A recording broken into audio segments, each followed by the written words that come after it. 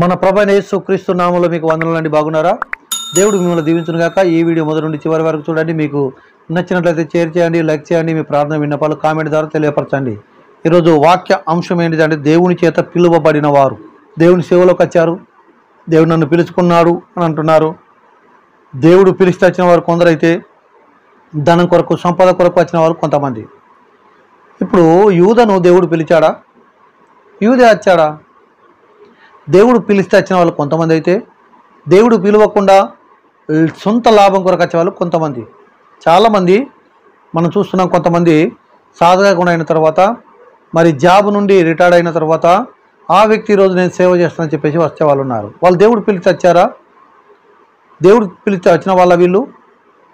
మరి ఉట్టిగుండలేము, ఏదో పని దొరికించుకొని చేయాలి కదా, ఇది అలకగుండదని చెప్పేసి వచ్చిన వాళ్ళ. ప్రియమైన మిత్రులారా, ఇలాంటి వాళ్ళని దేవుడు పిలిచాడా? పిలిచాడంటే మనం నమ్మచ్చా?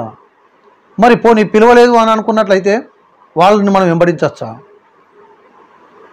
పోనీ వాళ్ళని వెంబడిస్తున్నామనంటే ఖచ్చితంగా వాళ్ళని దేవుడు పిలిచి ఉండాలా? దేవుడు పిలవని వాళ్ళని మనం వెంబడిస్తున్నామా? మనం పరీక్ష చేసుకోవాలి. ప్రియమైన మిత్రులారా, మరి దేవుడు పిలిచిన వాళ్ళు ఎట్లాగుంటారు? దేవుడు నన్ను మనల్ని దేవుడు పిలిచాడా? దేవుని పిలుపు మనకు ఉందా? మనము దాన్ని గమనించాలని చెప్పి మీతో నేను మనవి చేస్తున్నాను. దేవుడు పిలిచిన వారిలో కొందరిని నేను మీ ముందు ఉంచాలనుకుంటున్నాను. మొదటిగా 1 రాజులు 17వ అధ్యాయంలో మనం చూస్తున్నాము. ఏలియాను దేవుడు పిలిచాడు. ఏలియాను దేవుడు పిలిచాడు. ప్రియమైన మిత్రులారా, ఏలియాను దేవుడు పిలిస్తే ఏలియా వచ్చినట్లుగా మనకు తెలుసు. అలాగనే రెండో వ్యక్తి మనకు తెలుసు. 1 రాజులు 19వ అధ్యాయము దాని 16వ వచనం చూస్తే అక్కడ ఎలీషాను దేవుడు పిలిచినట్టుగా మనకు కనబడుతుంది. ఏలియా ఒక్కంత అద్భుతాలు చేస్తే ఎలీషా 2 అంతల అద్భుతాలు చేశాడు. ఏలియా గారు వాళ్ళిద్దరు కూడా మరి దేవుని యొక్క పనిని దేవుడు పిలిస్తే దేవుని కొరకు దేవుడు వాడుకున్న వ్యక్తులు వారు, దేవుడిని వాడుకునే యొక్క వ్యక్తులు వాళ్ళు కాదన్న సంగతి మనం గమనించాలా. ఇప్పుడు అలా పిలిస్తే వచ్చిన యొక్క వ్యక్తులు గొప్ప గొప్ప కార్యాలు చేసినట్లుగా మనకు తెలుసు. ప్రియమైన మిత్రులారా, అలాగనే యెషయా గ్రంథము మరి 6వ అధ్యాయంలో మరి యెషయాను దేవుడు పిలిచాడు. దేవుడు ఒక వ్యక్తిని పిలిచాడు అంటే ఖచ్చితంగా దేవుని యొక్క పనిని కొనసాగించాలా, దేవుడు చెప్పిన యొక్క పని చేయాలా. దేవుడు పిలిచిన వాళ్ళు ఎంత నమ్మకంగా ఉంటారంటే ఖచ్చితంగా నమ్మకంగానే పనిచేస్తారు. చావు వాళ్ళ దగ్గరికి వచ్చినంత వరకు కూడా ఒక నమ్మకమైన యొక్క వ్యక్తులుగా మరి పనిచేస్తారన్న సంగతి మనం గమనించాలి. 5వదిగా మనం ఇక్కడ చూస్తే ఇర్మియాను దేవుడు పిలిచినట్టు ఇర్మియా అధ్యాయం 1వ వచనంలో మనకు 1వ అధ్యాయంలో నుండి మనకు కనబడుతుంది. ఇర్మియాను దేవుడు పిలిచాడు. దేవుని యొక్క పిలుపు మేరకు ఇర్మియా మరి దేవుని యొక్క సేవలకు వచ్చిన యొక్క గొప్ప వ్యక్తిగా మనకు కనబడుతుంటున్నాడు. పతనమవుతున్న ఈ యొక్క ఇజ్రాయేల్ యొక్క సమయంని మరి వాళ్ళందరినీ కూడా ఒక దాటిమెనికి వాళ్ళందరినీ కూడా నడిపించడానికి కొరకు మరి ఒక వ్యక్తి అవసరమై ఉన్నాడు. ప్రియమైన మిత్రులారా, దాని కొరకు దేవుడు ఏం చేశాడు అంటే ఇర్మియాను దేవుడు పిలిచాడు. వారి ద్వారా కొంచెం సరి చేయబడాలా, ఈ యొక్క చెల్ల చెదరం అయిపోతున్న యొక్క వ్యక్తుల గురించి మరి కొన్ని మాటలు చెప్పాలా. దేవుడు నిజంగా ఎవరిని పిలుచుకున్నాడో ఆ వ్యక్తి నమ్మకంగానే పనిచేస్తాడండి. నమ్మకంగా పనిచేసిన ఇర్మియా గురించి మనకు తెలుసు. హేజికేలు మరి 2వ అధ్యాయంలో హేజికేలను పిలిచినట్టు మనకు కనబడుతుంటుంది. దేవుడు పిలువబడిన ఒక వ్యక్తి హేజికేలు కూడా. ఎండిన ఎముకలు బతకగలుగుతావా? అసలు ఎండిన ఎముకలు అంటే ఎవరల్లని? నిజంగా ఎండిన ఎముకలు అవి 37వ అధ్యాయంలో మనం చూస్తున్నాం కదా. ఎండిన ఎముకలు అవి, ఎండిన ఎముకలు అంటే అక్కడ రాయబడింది ఇశ్రాయేలీలు అని. అంటే ఇజ్రాయేల్ యొక్క ప్రజలు అంత నశించిపోయి ఒక భయంకరమైన పరిస్థితులు వాళ్ళు ఉంటున్న యొక్క సమయంలో ఎండిన ఎముకల్లాగా మారిపోయినారు. వాళ్ళలో జీవం లేదు, వాళ్ళ సత్వ లేని యొక్క పరిస్థితి ఆ యొక్క ఇజ్రాయేల్ ప్రజలు ఉన్నారని సూచించడానికి ఆ యొక్క ఎముకల గల లోయను మరి హేజికేలుకు చూపించారు. హేజికేలును దేవుడు ఎందుకు పిలిచాడు అంటే ఆ యొక్క వాళ్ళను జీవం పోసి దేవుని యొక్క వాక్యం చేత, దేవుని యొక్క మాటల చేత వాళ్ళకు జీవం పోయాలి కనుక, దేవుని రాజ్య స్థాపన అక్కడ చేయబడాలి కనుక ఆ హేజికేలు పిలిచినట్టుగా మనకు కనబడుతుంది. దేవుడు పిలిచిన యొక్క వ్యక్తి హేజికేలు నమ్మకంగానే దేవుని యొక్క సేవను కొనసాగించాడు అన్న సంగతి ఇక్కడ మనం చూస్తున్నాం. హోషేయను దేవుడు పిలిచాడు.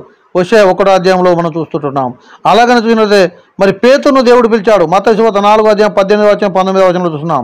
చేపలు పట్టుకుంటున్న తనను, వలలు వేసుకుని తను బ్రతుకున్న తనను ఇదిగో మనుషుల బట్టి జాలరుగా చేస్తానని చెప్పి దేవుడు పిలిచిన దేవుడు ఈరోజు తనకు దేవుని కొరకు ప్రాణం పెట్టగలిగిన ఒక వ్యక్తిగా మారిపోయాడు. నమ్మకంగా సేవ చేశాడు, నమ్మకంగా పత్రికలు రాశాడు. ప్రియమైన మిత్రులు, ఒక విషయాన్ని మనం గమనించండి. దేవుడి చేత పిలువబడిన ఏ వ్యక్తి కూడా మరి అపనమ్మకంగాను మోసకరంగాను మనకు కనబడలేదు. దేవుడు పిలవక తనకు తను వచ్చిన యొక్క వ్యక్తులు మాత్రమే మన బైబిల్ గ్రంథంలో చూస్తున్నాం. వాళ్ళు చెడిపోయి దేవునికి విరోధంగా పనిచేసిన యొక్క వ్యక్తులు చాలామంది ఉన్నారు. దేవుడు పిలిచిన యొక్క వ్యక్తులు మాత్రం ఎప్పుడు కూడా మరి తప్పుడు. ఇప్పుడు ఒక విషయాన్ని మనం అర్థం చేసుకుంటే దేవుడు పిలిచాడంటే దేవుడు ఒకవేళ పిలిచినట్లయితే చెడ్డవాడిని ఎలా వెళ్తాడండి? ఒక గవర్నమెంట్ ఆఫీసర్ చూసినట్టయితే తను ఉద్యోగం ఇవ్వాలనుకుంటున్నప్పుడు ఎన్నో టెస్టులు పెట్టి ఎన్నో పరీక్షలు పెట్టి ఆ పరీక్షలన్నింటిలో విజయం సాధించినట్టయితే వారి యొక్క సర్టిఫికెట్ అన్ని పరీక్షించి ఇది ఎలిజిబులా కాదా తను చూసుకున్న తర్వాత గవర్నమెంట్ అధికారులు ఈ యొక్క వ్యక్తికి పోస్టింగ్ ఇస్తారు, నమ్మదగిన వాడా కాదా అని. ఇంత గవర్నమెంట్ యొక్క అధికారులే ఇంత పకడ్బందీగా ఆలోచన చేసి ఒక వ్యక్తిని జాబులోకి తీసుకున్నట్లయితే దేవాది దేవుడు ఒక వ్యక్తిని పిలుస్తున్నప్పుడు ఎలా పిలుస్తాడు? నమ్మకస్తుని పిలుస్తాడు. ఈరోజు దేవుని యొక్క సేవలకు వచ్చి నమ్మకంగా ఉన్నాడు అని అన్నట్లయితే ఖచ్చితంగా దేవుడు పిలిచిన వాడే.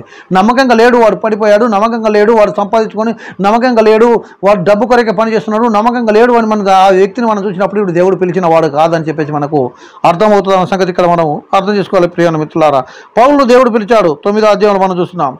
కానీ సౌలుగా ఉంటున్న ఒక వ్యక్తిని దేవుడు పిలిచి దేవుని యొక్క సేవలు కొనసాగించాడు. చివరి వరకు కూడా ఒక ప్రాణం పెట్టేంత వ్యక్తిగా అతను సమస్తాన్ని పెంటతో సమానంగా ఎంచుకున్నాడు. ధన సంపదలను, లోకంలో ఉన్నవన్నీ కూడా దాని పెంటతో సమానంగా ఎంచుకునే ఒక వ్యక్తి. అందుకొరకే ఆ సౌలు పౌలుగా మార్చబడ్డాడు. ఒక నమ్మకమైన వ్యక్తిగా చేశాడు. ఎన్నో పత్రికలు రాశాడు, ఎంతోమందికి మారు మనసు అనిపించాడు. దేవుని యొక్క వాక్యాన్ని ఉన్నట్టుగా బోధిస్తున్న ఒక వ్యక్తి మరి పౌలు గారు మనకు కనబడుతున్నారు.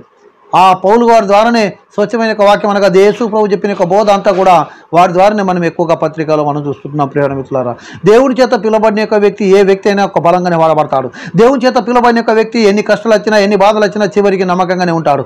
దేవుని చేత పిలువబడిన ఒక వ్యక్తి ఉన్నా లేకపోయినా దేవుని కొరకు మాత్రమే పనిచేస్తాడు. తన ఇంకొక దాని కొరకు, ఈరోజు డబ్బు కొరకు, ధనం కొరకు, సంపదల కొరకు, లాభాల కొరకు మరి పనిచేయడు. దేవుని చేత నిజంగా పిలువబడే ఒక వ్యక్తి అయితే దేవునికి నమ్మకంగా పనిచేయి, దేవునికి నమ్మకమైన పని చేసి దేవుడు వచ్చేంత వరకు నమ్మకంగా ఉంది దేవుని కొరకు, దేవుని యొక్క రాజ్యాన్ని కట్టు. ఇటు మాటలు దేవుడు దీవించును గాక. ఆమేన్.